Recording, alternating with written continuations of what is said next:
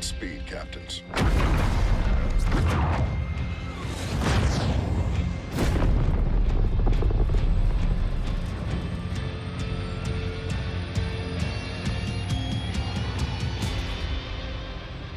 You got eyes on this, Reyes?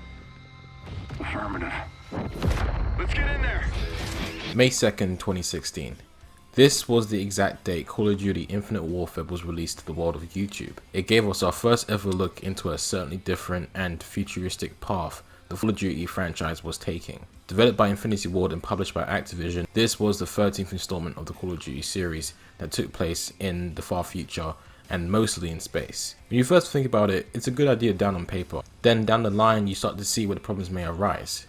In my opinion, I have always seen Call of Duty as a realistic war game on par with other rival franchises such as Battlefield. Then as the years went on, I started to notice how Infinity Ward was trying to up the ante with different stories that they could tell and the worlds that they can build. This first came to light in the game Advanced Warfare, which is a personal favourite of mine. But anyway, the reactions that COD Infinite Warfare received weren't so forgiving, and people just really didn't like it. However, against my better judgment, I categorized myself with the millions of people who judged the game before it even hit the shelves, and unintentionally I avoided playing the game for years. 2020 rolled around, and it's no surprise to anyone how shit this year has been. Along with the self-isolation came boredom, and I had zero things to play. So a thought crossed my mind. What about that COD game that I never tried? That thought alone was enough to get me to leave my house for a game selling for £6 in my local gadget shop. But I knew what I was getting myself into. Not the multiplayer or the zombies that countless YouTubers have complained about. It was for, of course, the campaign. As I mentioned before in my previous videos, the one thing that gets me invested in whatever I'm watching or playing is the story. You sell me a good story and I'm hooked. That's a fact. And in this case, was Call of Duty Infinite Warfare's story any good? At times, yes, but towards the end where it tries to wrap things up, not particularly, no. And that's what today's video is all about. How Call of Duty Infinite Warfare's story feels underwhelming. Infinite Warfare does a great job setting things up for the first hour and a half of the game.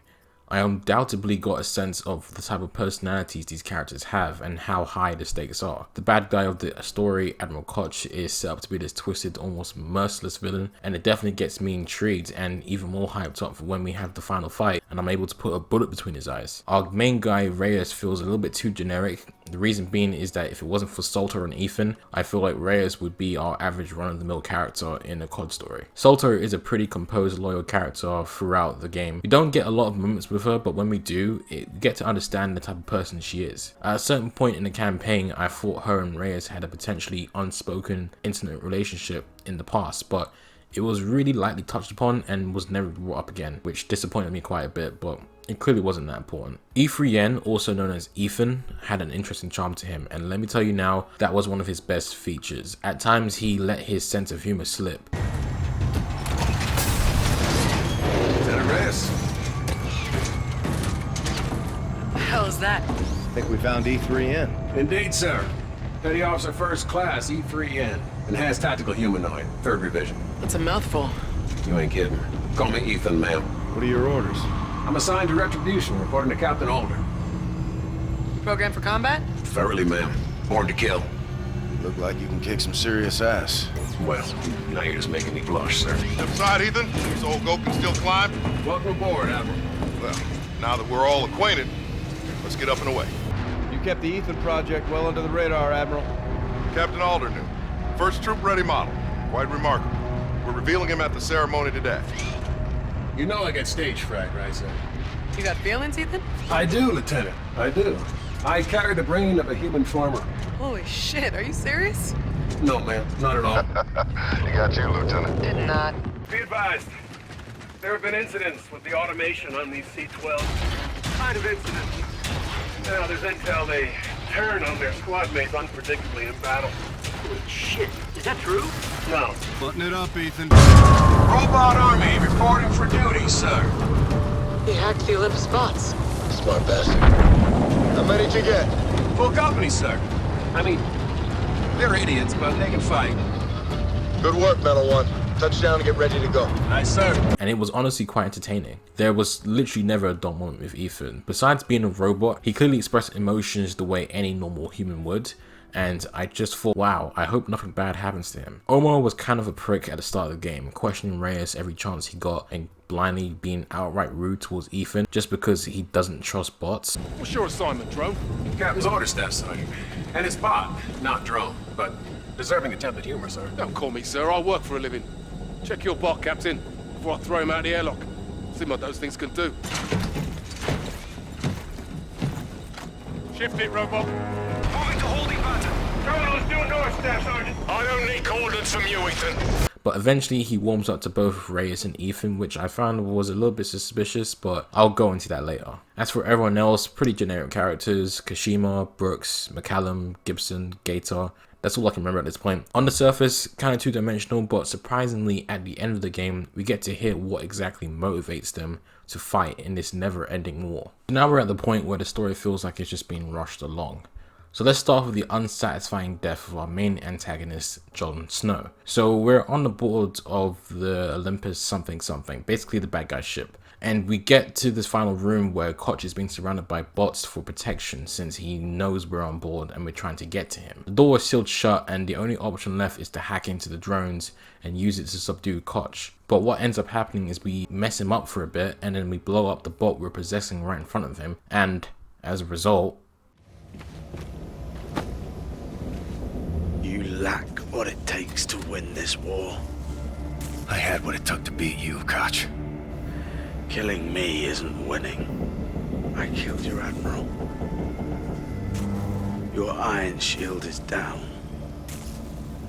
Death is no disgrace. Captain has the con. that's it. Just like that, Kotch is out of the picture. No final fight, no satisfactory ending, he just straight up dies. And that's just such a letdown. The one thing I look forward to the most when playing a COD game for the story is getting to the enemy in the end and finishing him or her off. That satisfying feeling of putting an end to a ruthless villain. I never got that. So do you remember that dickhead who punched the player to death in the first mission? Yeah, he was another guy on my hit list who died very abruptly. I mean, granted he had 0 lines in the game and it's not as if he was Kotch's right hand man, but it would have been great to get some revenge on the guy who punched us to death in the first mission, but I'm willing to look past it. Now of course there is one thing I had to remind myself when looking back on this story. It's a COD game, which means there's gonna be violence and of course death, so I shouldn't expect every character to make it out alive. But in this case, that's kind of the problem, because, spoiler warning, almost everyone dies. 𝗧𝗪, dead. Rains, dead. Gibson, dead. 𝗧𝗪𝗜𝗧𝗧𝗘𝗥, dead. 𝗧𝗪𝗜𝗧𝗧𝗧𝗘, dead. The weapons guy, also dead. McCallum, dead. Ethan, dead. Fucking Reyes for the second time, dead. Like, goddamn, that's practically everybody. Raise your hand if you're still alive. Just you two? Wow. That's depressing. So back to what I was insinuating with 𝗧𝗪 acting suspicious. This is going to sound really far-fetched, but I honestly thought that 𝗧𝗪 was going to betray the team.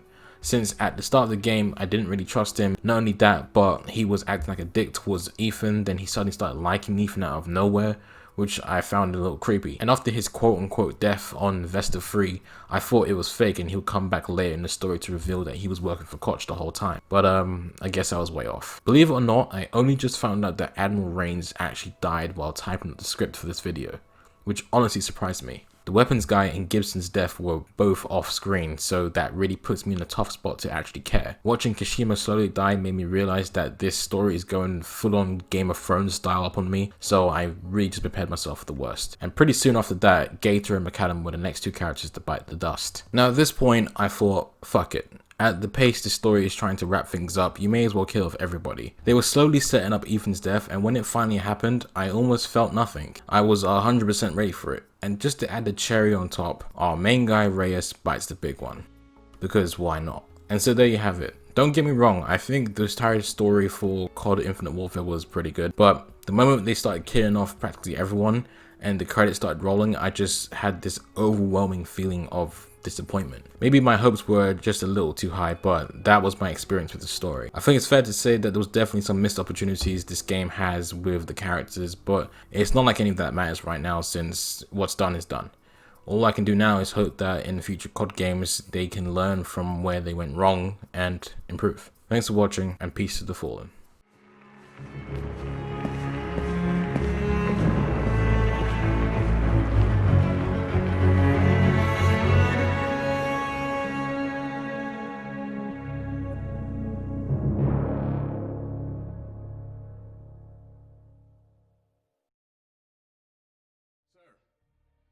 We're behind enemy lines now in the heat of battle. Time is short. You've given an order from which there is likely no return. You did what had to be done. All in. I'm proud of you. You're a born leader, sir. Today was one of the worst days in history, and forgive me for saying it, but it was the greatest day of my life. I did everything I was trained for and more. Together, we fought the good fight. Over Titan, you said we were brothers. I always wanted to know what a family really is. Now I do.